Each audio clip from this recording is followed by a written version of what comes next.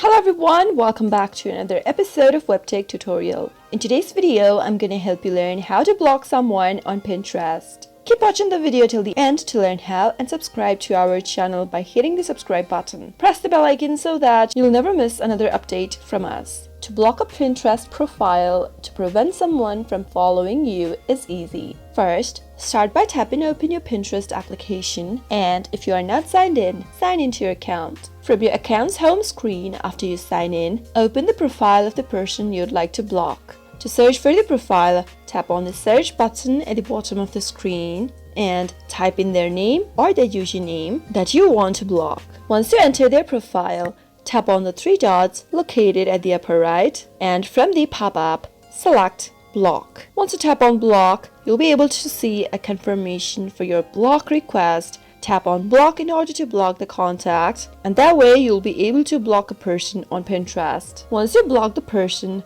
they will still appear in search, feeds, and group boards. The pins that you've saved from them will remain on your profile, and you'll need to remove those pins one at a time if you don't want pins from them as well.